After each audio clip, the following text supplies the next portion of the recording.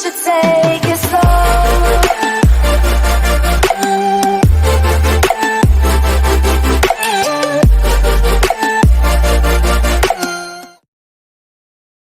저는 올해 36, 아이 하나를 키우고 있는 돌싱입니다. 김여두 부부처럼 우리 부부도 서로 사랑해서 결혼했고 결혼식장에서 평생 서로 아끼고 사랑하겠다며 맹세했습니다. 그리고 저는 평생 그렇게 살 자신이 있었습니다. 그런데 제 남편은 아니었습니다. 결혼하고 5년 후 남편의 외도로 남편에 대한 신뢰는 산산조각이 나버렸고 지금은 그 누구도 믿을 수 없는 마음의 병을 얻었네요.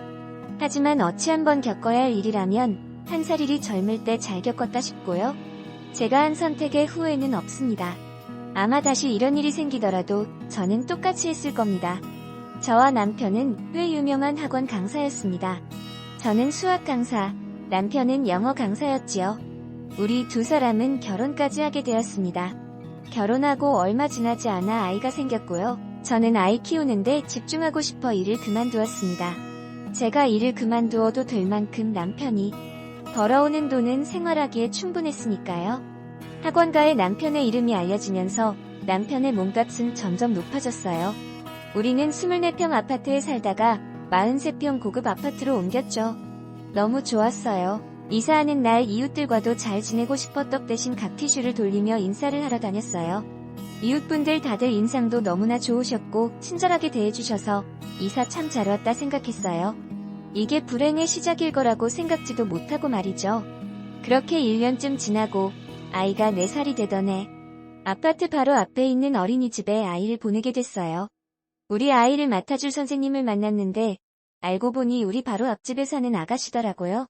그 아가씨는 올해 27살, 키도 크고 날씬하고 애교 많고 누가 봐도 호감이 가는 사람이었어요. 우리는 이렇게 만나니 더 반갑다며 서로 인사를 나누고 나중에는 언니 동생 하면서 엄청 가까워졌어요. 저는 옆집 아가씨를 초대해 남편과 다 같이 밥을 먹기도 하고 퇴근 후 우리 집에 가끔 들러서 커피를 마시기도 했죠. 아가씨는 우리 남편을 형부라고 부를 정도로 우리는 가깝게 지냈어요. 저한테는 물론 아이한테도 너무나 잘하니 저는 자주 못 만나는 제 친동생보다 더 가깝게 느껴졌죠. 그런데 어느 순간부터 느낌이 이상했어요. 길 가다 마주치거나 집 앞에서 옆집 아가씨를 만나면 남편과 옆집 아가씨 사이에서 묘한 분위기가 흐르는 것 같았어요. 겉으로 보기에는 크게 달라진 게 없어 그런데 언제부턴가 두 사람의 눈빛, 그저 알고 지내는 사람들의 눈빛이 아니라고 할까요? 저는 처음에 저 스스로를 탓했어요. 옆집 아가씨가 예쁘고 상냥하니까 혹시 나도 모르게 질투를 하고 괜한 의심을 하고 있는 건가 싶어서 그래서 그런 생각을 털어버리려고 애도 썼지만 한 번 든 생각은 쉽게 떨쳐지지 않더라고요. 그러던 어느 날 남편이 골프 연습장을 간다면서 주말에 나가기 시작했어요. 저는 남편이 골프를 치러 가는 동안 아이랑 놀이터에서 놀기도 하고 집에서 청소를 하기도 하고 아이를 보고 있었죠. 그런데 하루는 놀이터에서 놀고 있는데 남편 차에 옆집 아가씨가 타고 있는 거예요. 순간 저는 가슴에 뭔가 쿵 하고 떨어지는 것 같았어요. 저는 곧장집 오늘 옆집 아가씨 만났냐고 남편에게 물었죠. 같이 차 타고 오는 거 봤다고요? 그랬더니 남편이 조금 당황하는 듯 하더니 은골프 연습장 가서 우연히 만났어. 차를 안 가져왔다고 하길래 같이 타고 왔지. 하는 겁니다. 저는 뭔가 찝찝한 기분이 들었지만 그렇구나 하고 넘겼습니다. 그런데 아무리 생각해도 뭔가 미심쩍어서 결혼하고 처음으로 남편 휴대폰을 몰래 열어봤어요. 그런데 남편 휴대폰은 잠겨 있었습니다. 남편이 늘 하던 패턴을 해보아도 열리지 않았죠. 무슨 비밀이 저 휴대폰 안에 있을 것 같은데 열어볼 방법이 없었어요. 그래서 저는 아닐 거야. 그냥 혼자 생각일 거야 하고 넘겼습니다. 그런데 그 후로 남편이 집에 머무는 시간은 점점 줄어들었습니다. 어떤 날은 골프장 간다며 나가고 어떤 날은 학원에 보강을 하러 간다고 하고 어쩌다 집에 있는 주말에도 담배를 피우러 간다며 나갔습니다. 남편이 담배를 피우러 나갈 때 즈음이면 늘 카톡이 울렸어요. 누군가와 카톡으로 약속을 잡는 듯 하루는 남편이 나가고 난 후 곧장 따라 나가 봤어요. 남편이 탄 엘리베이터는 1층이 아닌 맨 꼭대기층으로 올라가더라고요. 담배 피러 옥상으로 가나 싶어 올라가 봤죠. 옥상 문을 살짝 열었는데 옥상 저 반대쪽 보이지 않는 곳에서 목소리가 들렸어요. 남편과 옆집 아가씨였어요. 방금 샤워했어? 속옷 안 입었네. 오빠 볼 때는 안 입지. 진한 대화를 주고받는데 저는 순간 머리가 어지러워 상황 판단도 되지 않고 가까이 다가가 볼 엄두도 못 내고 그리고 잠시 후 저는 그 자리에 주저앉아 버리고 말았어요. 그리고 내가 온 것도 모르고 그의 옥상에서 둘이 그 짓을 시작하더라고요. 다른 벽에 가려볼 수는 없었지만 소리만 들어도 옆에서 지켜보고 고통스러웠어요. 저는 믿을 수 없었어요. 남편도 가정이 있고 옆집 아가씨도 약혼자가 있다고 했는데 둘이 만나 그 짓을 하다니요. 온몸이 부들부들 떨리고 넋이 나간 사람처럼 집에 들어왔죠. 애가 엄마 왜 그래? 하는데 저는 아무 말도 못하고 들어가 누워버렸어요. 눈을 감아도 눈을 떠도 두 사람의 모습이 보이는 듯 했어요. 너무 괴롭고 눈물이 계속 나더라고요. 세상이 다 끝난 것처럼 느껴졌어요. 어떻게 해야 할지 아무 생각도 안니 얼마나 지났는지 남편이 들어오더 애가 엄마 아픈가 봐 하니 그래? 하면서 문을 열고 들어와 어티 아파? 물어보는데 나 지금 몸 너무 안 좋으니까 당신 오늘 다른 데 가서 자라고 했어요. 그날 밤새도록 저는 한숨도 못 잤어. 자는 남편을 깨울까? 다 봤다고 할 당장 이혼하자고 할까? 별별 생각이 다 드는데 아무것도 못하겠더라고요. 저는 마음을 추스르고 생각하고 또 생각했어요. 그렇게 며칠이 지났고 제대로 자지도 먹지도 못한 저는 누가 봐도 표가 날 정도 살이 많이 빠졌어요. 어린이집에 아이를 데려다 주러 갈 때마다 그 여자를 만났고 그때마다 어리라도 쥐어뜯고 침이라도 뱉어주고 싶었지만 억지로 참았어요. 모든 걸 끝내고 싶었지만 그럴수록 이성적으로 침착해야 된다고 수도 없이 되며 어떻게 갚아줄까 그 생각만 했죠. 남편의 주말 나들이와 옥상으로 올라가는 일은 더욱 계속되었어요. 둘이 옥상에 올라갈 때마다 저는 조용히 따라갔어요. 다행인지 불행인지 옥상에서는 문을 잠글 수가 없게 되어 있어서 그 두 인간이 옥상에 머무르는 시간에 저도 옥상에 올라갈 수 있었죠. 옥상에 갈 때마다 아이 어릴 때 침대 옆에 두었던 CCTV를 들고 올라가서 두 사람이 보이는 위치에 두고 촬영을 했어요. 어두운 곳에서도 실시간 촬영이 가능한 것은 물론 녹화도 가능했지요. 둘이 그 짓을 하는 장면을 화면으로 보고 있는데 어떻게 저렇게 두 년놈의 몸놀림이 자연스러운지 저는 너무 충격을 받아 숨쉬기도 힘들었어요. 저는 여러 차례 옥상에서 벌이는 그 짓을 녹화해 두었고 날짜와 그날의 모든 것을 기록해 두었습니다. 처음 한 번이 충격적이고 힘들었지 여러 번 반복되니 점점 냉정해지고 이성적으로 행동하게 되더군요. 그리고 며칠 후 저는 남편에게 아이 친구 엄마들과 2박 3일로 제주도에 놀러가기로 했다고 말했습니다. 애들 데리고 엄마들만 가기로 했는데 괜찮겠냐고 하니 남편 얼굴에 화색이 돌며 당연히 괜찮다며 잘 지내고 오라고 하더라고요. 저는 그 다음 주 주말 남편이 어디로 갈지 몰라 집에는 옥상에서 찍었던 CCTV를 1m 보이지 않는 곳에 설치해놓고 남편 차에는 위치 추적기를 달아놨어요. 그리고는 제주도를 간다고 하고 아이를 친정 언니한테 맡겨두고 집 근처에 있었죠. 제가 집을 비운 사이 두 인간도 어딘가 여행이라도 갈 줄 알았는데 멀리 가지 않고 우리 집으로 오더라고요. 그 여자도 약혼자가 있으니 멀리 가긴 힘들었겠죠. 저는 휴대폰으로 그 여자가 들이 그 순간부터 모든 것을 다 녹화하기 시작했어요. 들어오자마자 서로 스킨십을 하기 시작하더니 내 소파에서 둘이 능숙하게 그 짓을 시작했습니다.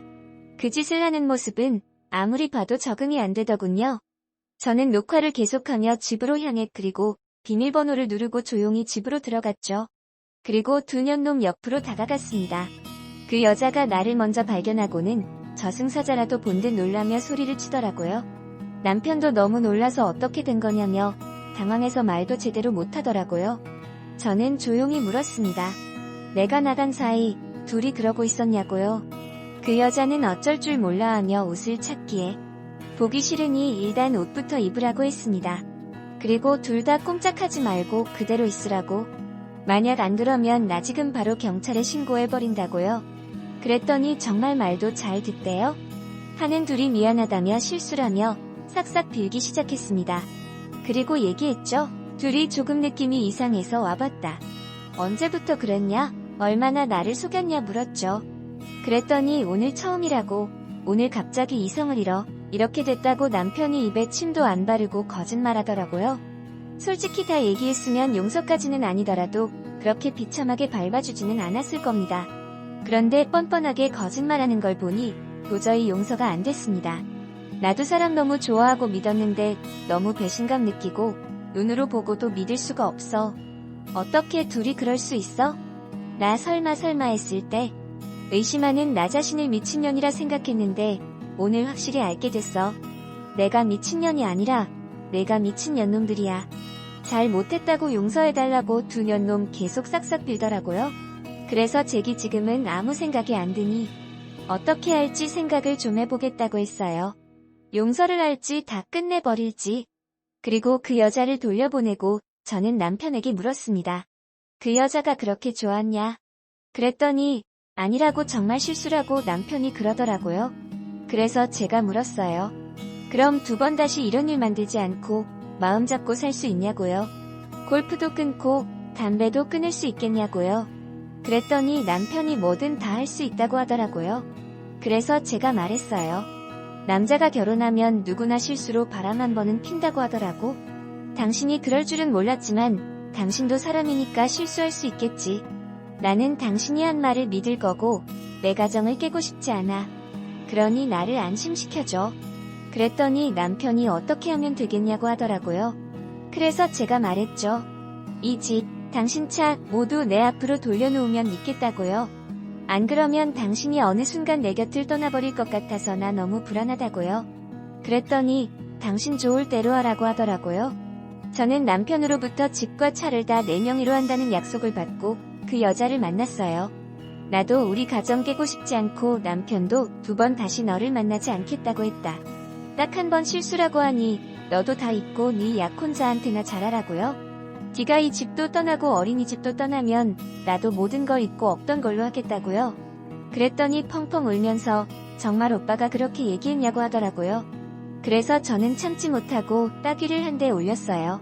어디서 오빠냐고요. 이쯤에서 못 끝내면 네 부모한테도 다 알리고 콩밥 먹여줄 테니 정신 차리라고요. 그렇게 며칠 후 그 여자 부모는 부동산에 집을 내봐 2달 후 그 집은 이사를 갔습니다. 모든 게 평온해진 듯 원점으로 돌아온 것 같았지만 저는 하루도 그년놈들의 일을 잊지 않았습니다. 그것들은 끝이라고 생각할지 모르지만 저는 이제부터가 진짜 시작이었으니까요. 그로부터 3개월 후 그 여자가 결혼한다는 소식이 들려왔습니다. 아이가 다니는 어린이집 원장 선생님은 아무것도 모르고 나한테 청첩장을 받았냐며 결혼식 가실 거죠? 라며 물어보시더라고요. 그래서 저는 당연히 가야죠. 얼마나 친했는데 하고 웃으며 말했어요. 원장 선생님, 그런데 제가 청첩장을 어디 뒀는지 아무리 찾아도 없네요. 모르고 분리수거에 같이 넣었나? 혹시 청첩장 사진 찍어서 저한테 한 보내주시겠어요? 저는 청첩장에 있는 남자 얼굴을 확인했습니다. 예전에 그 여자가 사귄다며 보여줬던 그 남자가 맞더라고요. 저는 그 남자가 치과의사라고 했던 것을 기억하고 그 남자의 이름과 치과를 검색해서 남자의 치과 주소를 확인했습니다. 그리고 그 치과를 찾아가 그 남자가 퇴근할 때까지 기다렸다가 남자 뒤를 따라갔어요. 그리고 남자의 집 주소도 알아냈죠. 다행히도 부모님하고 같이 살고 있는 것 같았습니다. 저는 그동안 컴퓨터에 담아놨던 동영상과 기록들을 3개의 USB에 다 옮겼습니다. 그리고 결혼식이 열리기 바로 전날 반드시 확인해야 할 동영상이라는 메시지를 적어서 USB가 담긴 봉투를 치과 그 남자의 집 그리고 남편 학원 원장 앞으로 퀵 배달 보냈습니다. 그날 제 전화는 불이 나더군요. 남편, 시부모, 시누이 번갈아 가면 전화를 해대는데 다 수신 차단해버렸습니다. 그리고 남편한테 메시지 한 통 남겼어요. 나 지금까지 몇 달 동안 밥도 제대로 못 먹고 잠도 제대로 못 자고 억지로 참고 살았어. 내가 가장 믿고 좋아했던 사람들한테 배신당하고 난 뒤에 내가 얼마나 죽고 싶고 힘들었는지 너는 감히 상상도 못할 거야. 딱 한 번 실수라더니 내가 모를 줄 알았어. 나 그렇게 멍청한 여자 아니야. 나 이혼 서류 신청했고 변호사 만나서 상간녀 위자료는 물론 너 때문에 평생 아무도 못 믿게 된 정신병 발병 위자료 소송까지 다 진행할 거야. 이젠 집도 네 차도 네 직장도 아무것도 없어. 그리고 만에 하나 우리 부모님 찾아가서 행패를 부린다거나 귀찮게 굴면 이 동영상 네가 아는 사람들한테 다 뿌려서 더 잘근잘근 밟아줄 테니까 우리 부모님 괴롭힐 일은 꿈도 꾸지 마. 뭐든지 네가 한 그대로 다 돌려줄 테니까 조심해. 저는 그날 집 비밀번호를 바꾸고 애를 데리고 집을 나와 부동산에 매매 신청을 했고 모든 일이 진행될 때까지 모든 연락을 차단했어요. 그 다음날 그 여자의 결혼식장에 전화를 걸어보니 결혼식은 예상대로 취소가 됐더라고요. 그 양쪽 집안에 무슨 일이 일어났는지 안 봐도 알겠더라고요. 그 후로 제가 남편을 만난 건 법정에서 만난 게 전부네요. 저는 모든 집을 판 돈과 함께 소송을 통해 받은 위자료를 들고 새로운 곳에 터를 잡았어요. 그리고 공부방을 열어 제가 가장 잘하는 수학을 아이들에게 가르치며 살아가고 있습니다. 아직도 여전히 저는 아무도 믿을 수 없고 아무도 만날 수 없지만 점점 나아질 거라고 믿습니다. 저 앞으로 더 씩씩하게 살아갈 겁니다. 길고 긴 글 읽어주셔서 감사합니다.